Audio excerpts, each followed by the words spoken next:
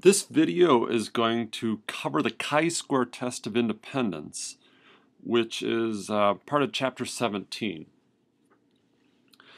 So the question that the chi-square test of independence is going to answer is, how do we do statistical inference on a crosstab? So a couple weeks ago, back in week 3, we said that studying relationships is extremely important. Whenever you have two categorical variables, we're going to use a crosstab. You have, we also said things like if you're going to have a numerical dependent variable and a categorical independent variable, then you compare means. And we've already studied the independent sample t-test to allow inference on that particular comparison. Now we're going to go back and add a layer of inference to crosstabs. Now, to some extent, we've already done this with the independent sample z-test for proportions, but the z-test for proportions only works for 2x2 examples, and so what we need is a more general tool that will enable us to study, add inference to larger crosstabs. So let's go back to a problem that I think was that was in your list of problems for the independent sample z-test for proportions. Let's say that we have an Eastern factory and it had 28 accidents last year out of a total workforce of 673. So in other words, there's 645 not accidents, 28 accidents. We also have a Western factory. This Western factory had 31 accidents out of 1,306 workers. So you can say that there were about 1,275 not accidents. Here's a crosstab, and let's just take a quick look at this. We probably care about conditioning on the region. So within the region, we can say that 4.2% of workers in the East had an accident last year, while 2.4% of workers in the West had an accident. So given that you're in the West, there's a 2.4% chance of an accident versus a 4.2%. It sure looks like there's more accidents in the East than in the West. Then the inference question is, well, is this just a sampling fluke? If we'd drawn a different sample, would we still come to this conclusion? And so one way of approaching this is the chapter 10 approach. So we'd run an independent sample z-test for proportions. And what would we do? Well, we'd say let pi e be the true percentage. If we could observe all possible workers over all years, the true percentage of accidents in the East. Pi w is the true percentage of all workers in the West. The null hypothesis is that those 2%, those two, their conditional probabilities are equal against a two-sided alternative. What would we have done next? Well, we would have taken we can't deal with two parameters in a null hypothesis, so we'd go off and we'd rewrite this. Let's go over to the sketch pad here for a second. And we would rewrite a d equal to pi e minus pi w and rephrase the null as d equal to 0. All right, so that's completely equivalent to pi e equal to pi w, since the difference would only be 0 when those two are equal to each other. We'd then go evaluate a sample difference. So here's the sample difference, call it 1.8%. Under the null hypothesis, the distribution of d hat is going to be centered at 0. We've come in with a value of 1.8%, and the test is going to require us to evaluate the area in that tail. So in order to do that, we need to find the standard deviation of that distribution. So we estimate that with the standard error of the difference. Here's the formula to do that. We have to pool all the observations. Remember, we assume the null hypothesis is true. That implies the variances are equal. Therefore, we form a pooled estimate. And so here's your standard error. we could write that 0.008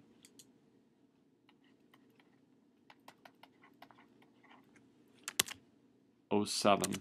Just give us a few more decimal places there. And then to find the area in that tail, we just go do our usual Z thing, go look up 2.21. So the area in that tail is 1.3%. But we have a two-sided alternative, therefore we have to consider both tails. The sum of those is going to be about 2.6%, so 2.68%. We compare that with 5%. It's less than 5%, so we reject H0 and conclude that accidents are more common in the East.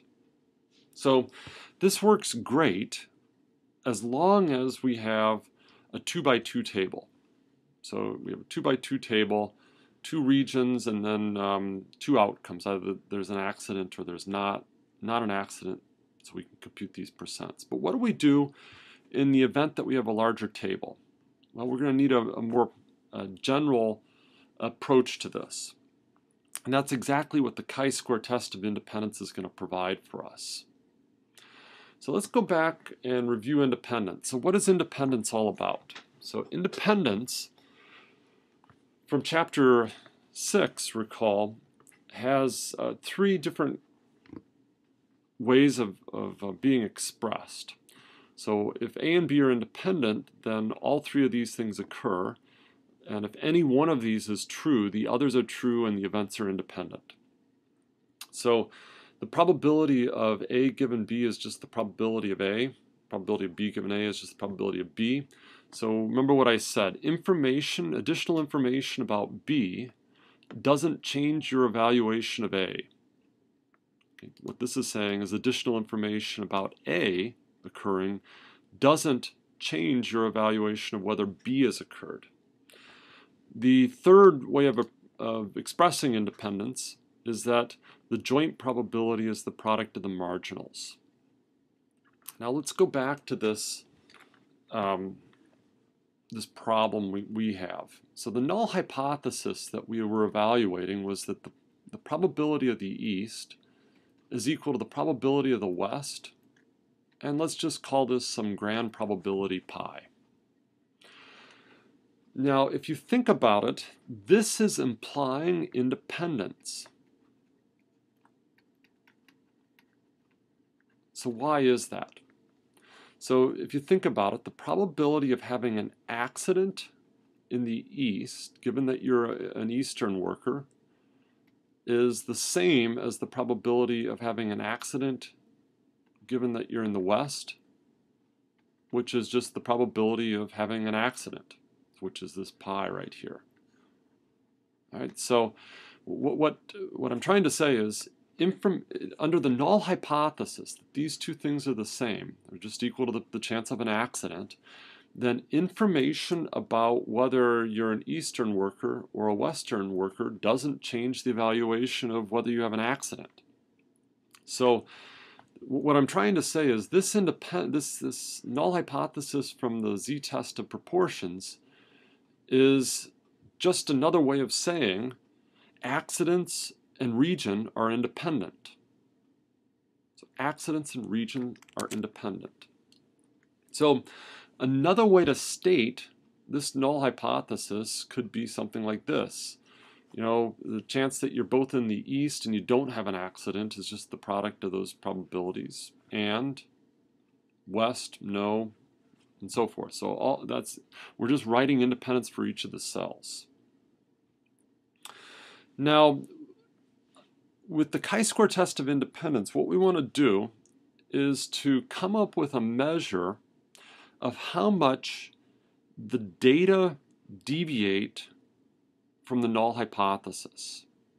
Now that's our general strategy for evaluating hypotheses. Let's go back to what we did with the independent sample z-test for proportions. So we assume the null hypothesis is true. Here is the sampling distribution under the null, and then we come up with some measure of how much the data deviate from the null hypothesis. So the accident rate in the East was 1.8% higher than in the West. That 1.8% is telling us how much does our data deviate from the null hypothesis.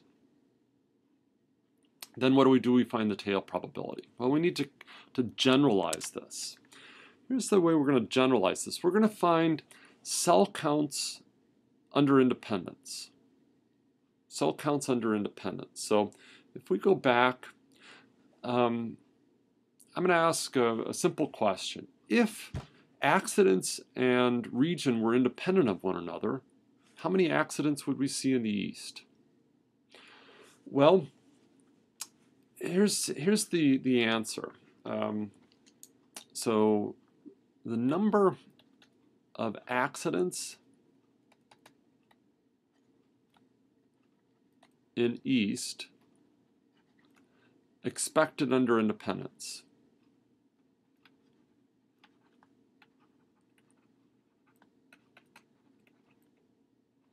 What is that?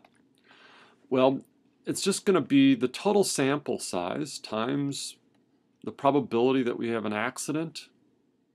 So I think I was using Y for an accident or A for an accident. And we're in the East.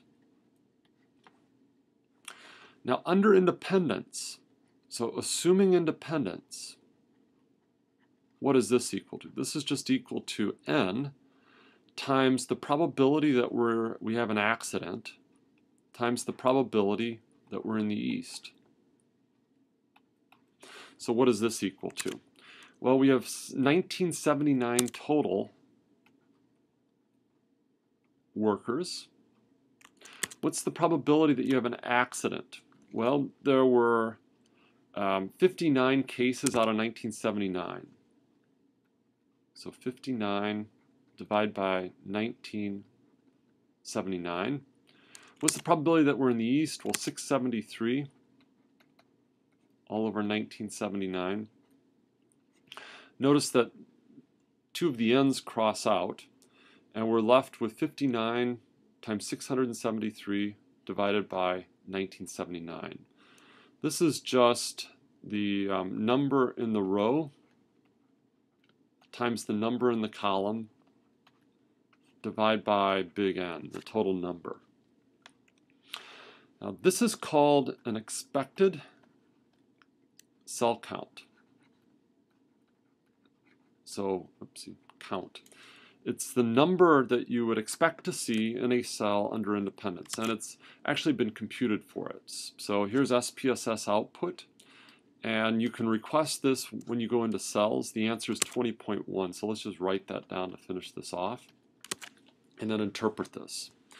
So if region and accident were independent, we would see 20.1 accidents in the East. However, we're seeing 28. So what that means is it seems like accidents are a little bit more common in the East than they should be.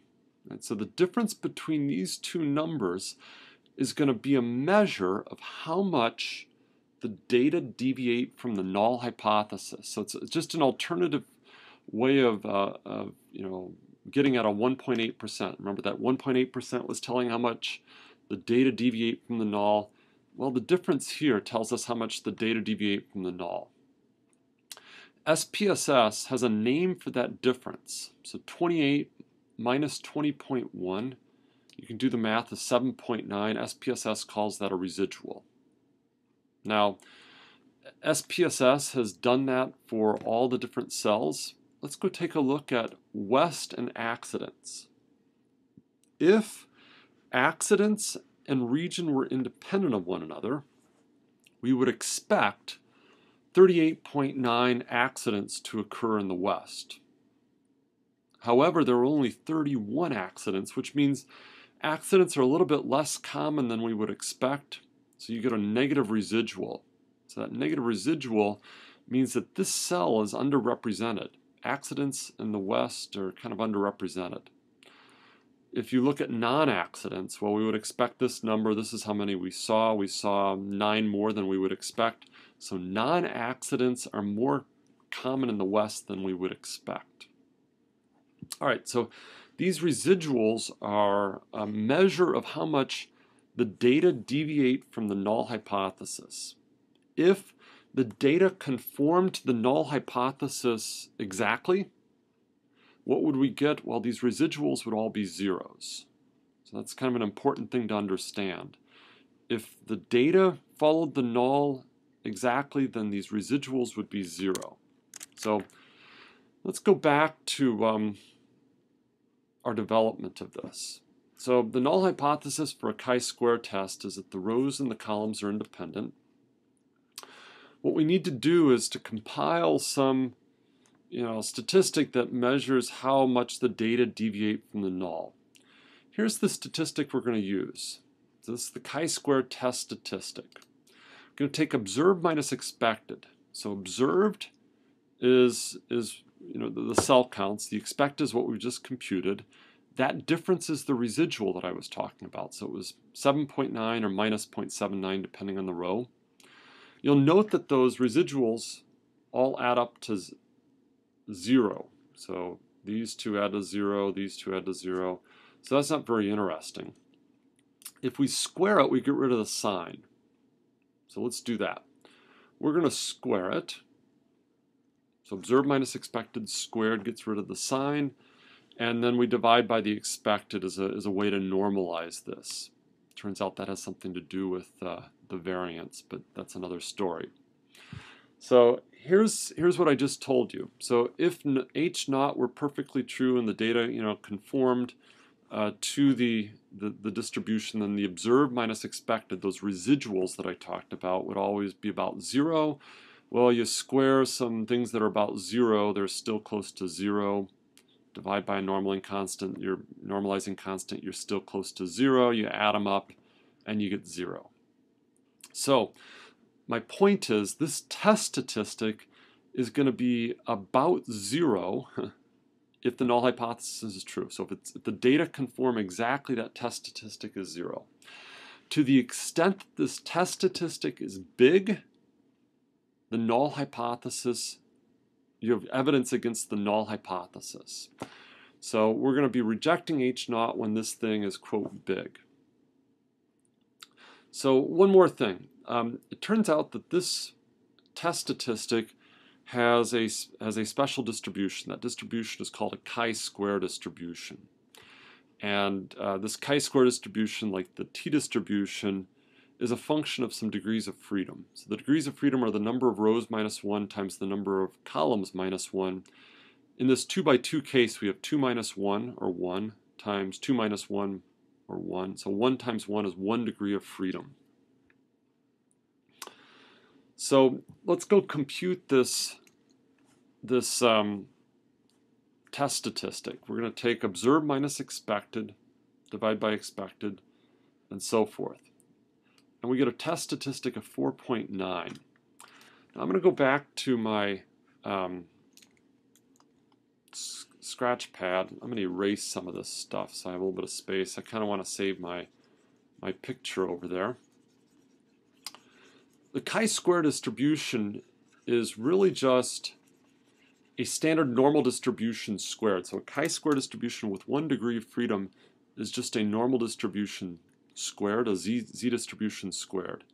Therefore, the smallest value of something that's squared, a real number squared, is 0. And you're going to get something that is right skewed.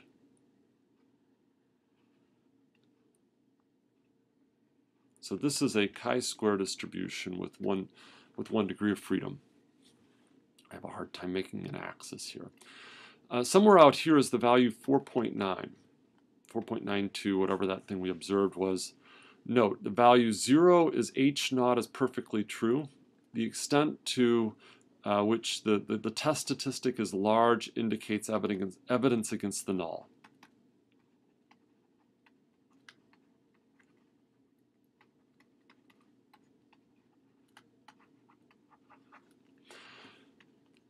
What we need to do to test this hypothesis is evaluate the area in that tail.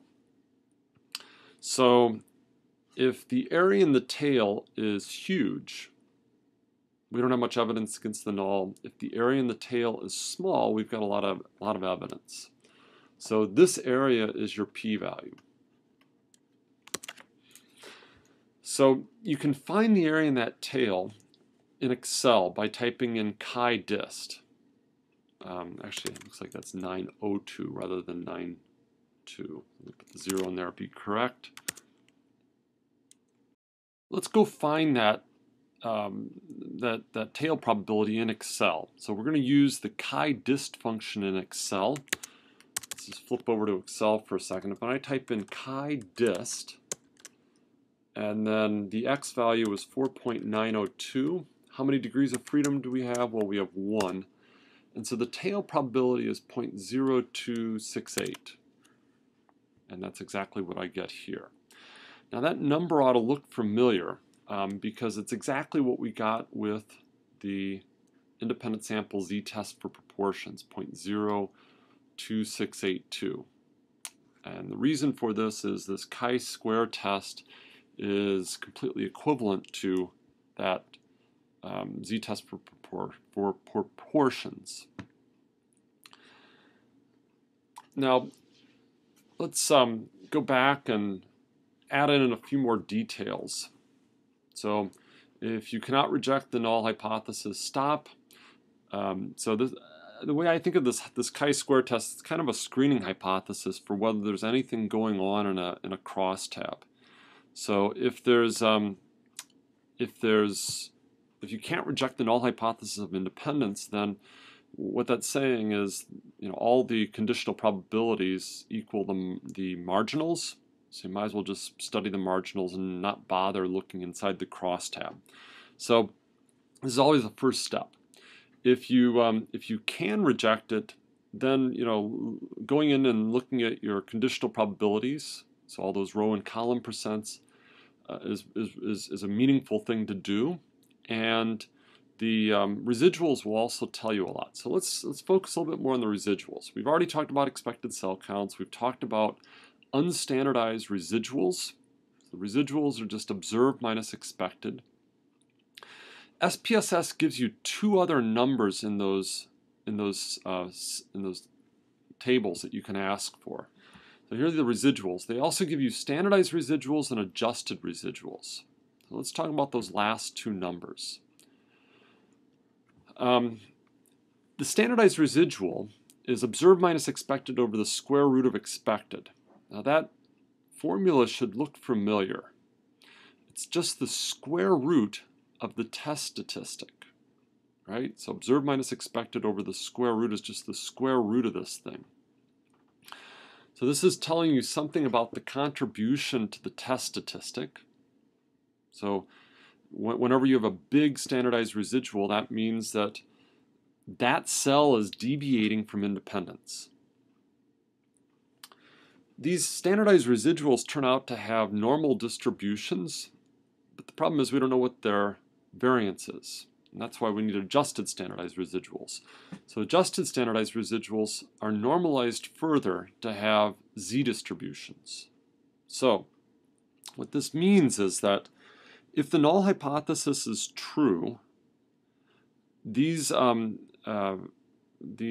adjusted standardized residuals will have a mean of 0, and then 95% of the time they'll be between minus 1.96 and positive 1.96, because remember, z distributions are, you're always within 95% of the time you're within 2 standard deviations of the mean.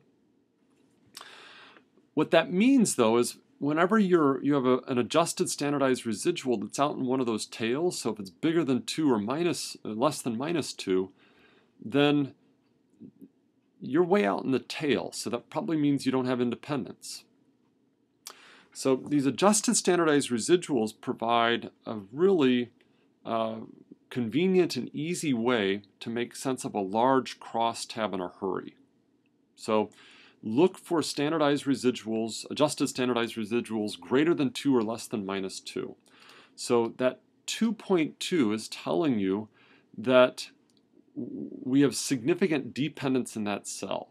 So accidents and the east go together. You're seeing way more, significantly more than you should than if they were independent. Likewise, that negative is saying you're seeing significantly fewer accidents in the west than you should under independence. One more detail. This is an asymptotic test. And just as with the normal approximation of the binomial, that was another asymptotic result. That approximation was good if n times pi was bigger than 5, n times 1 minus pi is bigger than 5. We have a similar rule of thumb for the chi-square test of independence. So you can use this test only if none of the expected cell counts are less than 5. So you want to check that condition. All right, at this point, you should try some problems on your own and view some videos of me doing problems in software.